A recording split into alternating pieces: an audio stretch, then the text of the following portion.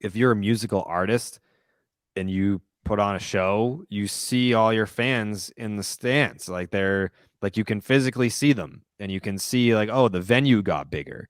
So we're growing as a band, as a performer. Like like people are listening on like Spotify, and you can just quantify your growth and your popularity. When you're doing a podcast, you're sitting on your fucking laptop, like looking at two other dudes, and then when you're done, you just close your laptop and that's it.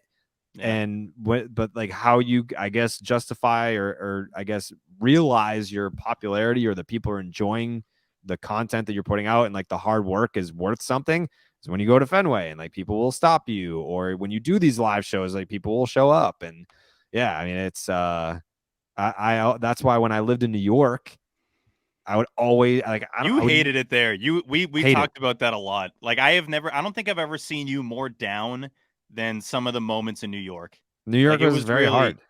you hated it. And I'm not saying that I loved it, but I just think that was tough because we care so much about everything Red Sox, and it's obviously it still controls our day to day. Like it's that is every little piece of news, every, oh my god, like look at whatever this guy posted, look at what Xander tweeted before he deleted his account, like all this stuff it amounts to this craze and this every single day, being involved with it. When you're in Manhattan, especially in the summer, and it smells like piss and everybody sucks, not ever, but whatever. It just, the attitude there is so different than around Fenway. And specifically the attitude around Yankee Stadium it's not. I'm like, does anyone have fun here? When you go to Yankee Stadium, does it seem like anyone's having fun? Like No. it never feels like that. At Fenway, it's a big party, even if the team sucks. Like Yankee Stadium, everyone has to be such a hard ass.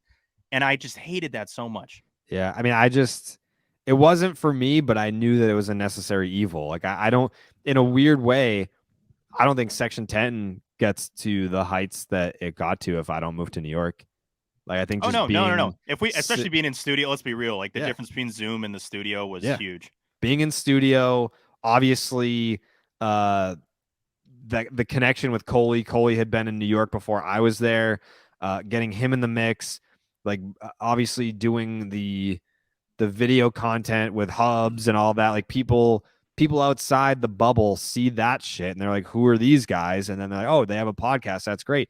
Like I think all that stuff was essential to growing the podcast more so, or not more so, but in a great way. In addition to putting out a great podcast, you had to also fucking dance for the cameras in New York, and that was fine. I did that for 3 years and got out of there the first chance that I got, which was, they sent us home for the pandemic, and I was like, I'm never coming back. And that was it. I never went back. And obviously, if you So weren't in New York, you never would have got fights on the show, which is, yeah, the that was real huge. Yeah, rocket that sent you guys to that the changed moon. Section 10 forever. In Forever. terms of like Yeah. a big boost, it was when Feidelberg joined. Yeah, that was one of the most momentous occasions, I think, in not just Red Sox podcast history, but podcast history.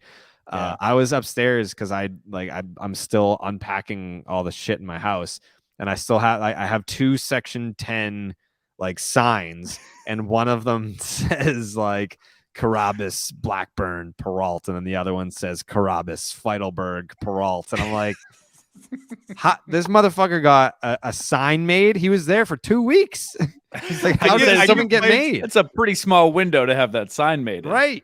Dude, I give Fights credit because I remember 2 years later, like since he had been on the show, he would go to Winter Weekend and it was still like he was on the show. It was just like, oh, they're the Section 10 guys. That's Feidelberg and Pete and Jared. It's yeah. Like, Feidelberg hasn't been on this show for 2 years. But like I don't know. It's almost like if you went to like Comic-Con and you saw a Power Ranger that was on for 2 episodes, and it's like, there's that motherfucker. Yeah, I knew it. Like I don't even know. It's just like an actor that is just not associated whatsoever with the Power Rangers, but got all the Power Ranger love. Like if it was just like, is that the Purple Ranger? Yeah, it's like Harry Potter. The dude that plays Harry Potter was like a Power Ranger for 2 episodes, but everyone at the convention's like, there's that motherfucking Purple Ranger right there.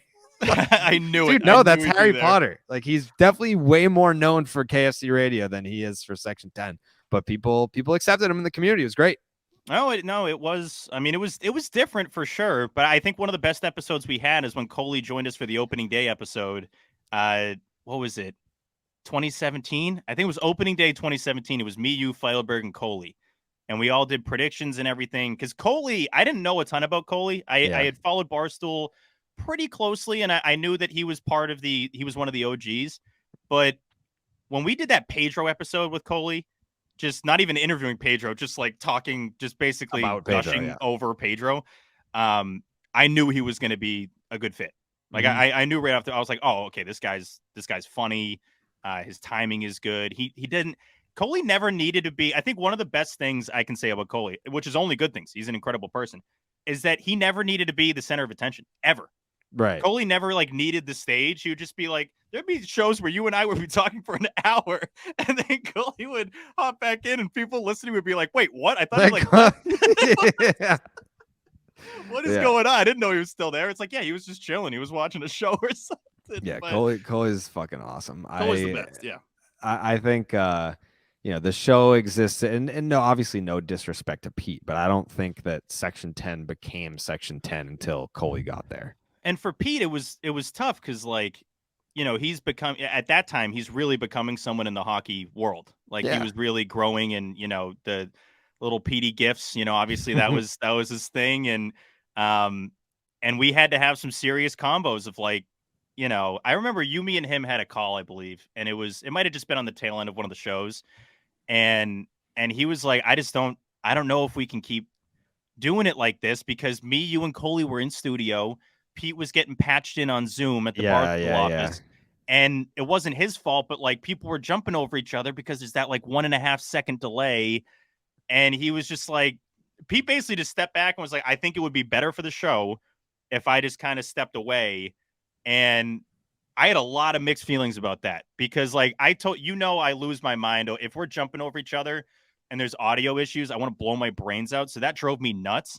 But Pete's more of an OG than I was. He was there before I was for Section 10. And so I was like, I don't want to lose Pete from the show. But then, like, he obviously can't be in studio and he's trying to grow himself. So I don't know. That was tough. That was a tough time when he had to like actually step away. I was like, the first show we did without him, I'm like, wow, Pete's like not on the show. This is very weird. Yeah. It is kind of strange how like the roster changed, but the core of like me, you, and Coley is the one that everyone comes themselves over. But Pete deserves a little more credit than that. Pete deserves a lot more credit. But then Pete was like, I should have been on a duck boat more than you. And I'm like, oh, this is why I hate you. I remember you sucked. I need to get back to not liking Pete. Yeah. I think the one thing, because how you started off like asking about, like the that thing that like bothered me. I think what bothers me now is like when people will say stuff to you like about not doing the show with me, and people say the same thing to me, being like, oh, it's not the same without Steve and Coley. And I'm like, well, no shit, dude.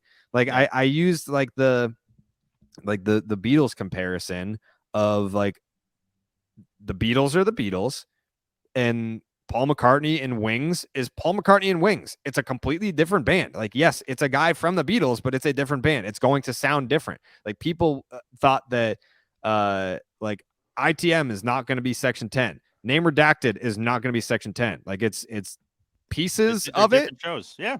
Different like Joey on the drums back there. He's not Ringo. He's a different drummer. I was gonna say, am I Yoko in this analogy? I don't really care for that. I don't know that there is there. I don't know. The business is Yoko. The business of this industry is Yoko. Because the industry is Yoko. Like Barstool didn't pay Steve what he was worth, so Steve had to take a different opportunity. Barstool fucked up my contract, which is like I ended up taking a different opportunity, and because I took that opportunity, I cannot do the show full time with Coley. Like, the business in this situation is Yoko. None of us wanted it to end. None of us were like, you know what, we've accomplished all we can. Let's move in our separate directions because we want to do something different. We all want to go solo. None of us felt that way. Like, we were torn apart because of different opportunities that presented themselves that just made more sense for us from a personal standpoint. And I don't think anyone can knock us for making that decision. But like, as long as the fans know we didn't want it to end, and like we didn't feel like we had achieved everything that we wanted to, and it wasn't about like personal differences or creative like no, it had nothing to do with that. It was just Steve wasn't getting paid what he deserved, and he got it. And obviously Coley has like his no compete, and I have a way better opportunity now, and I'm happy. I'm very happy where I'm at. I mean, every postseason commercial, you couldn't avoid Jared's face. I was like, my God, this is every break. That motherfucker that tweeted me yesterday is like, how irrelevant is Jared Carrabis ever since he left Barstool? I'm like, bro, did you watch the playoffs? Did you watch the playoffs? I got more FaceTime than fucking Garrett Cole. Like who won? I got more FaceTime during the playoffs than Bryce Harper did. When I would see that commercial on the TV, and I know you very well. And I know you were just sitting at home on your couch. Giggled. Yeah, I giggled. Seeing that up there, almost maybe having like a villain laugh. I could just picture you being like, yes, more commercial breaks, yes. Yes. I mean, I definitely during the Yankee games for sure. Anytime something bad happens to the Yankees, I was happy for you with like that was like this has to feel good. Yeah, like they were getting like swept in the ALCS, and they would cut to commercial and be like, "What's up, dude? Biggest postseason ever, right? You fucking losers can't even win a game in the biggest postseason ever." Like that was World cool. Series in November. Oh my God, which you won't be playing in at all, or ever will. Yeah, you won't be playing in, which you'll never make ever because you suck. Yeah, huge. Yeah, absolutely huge.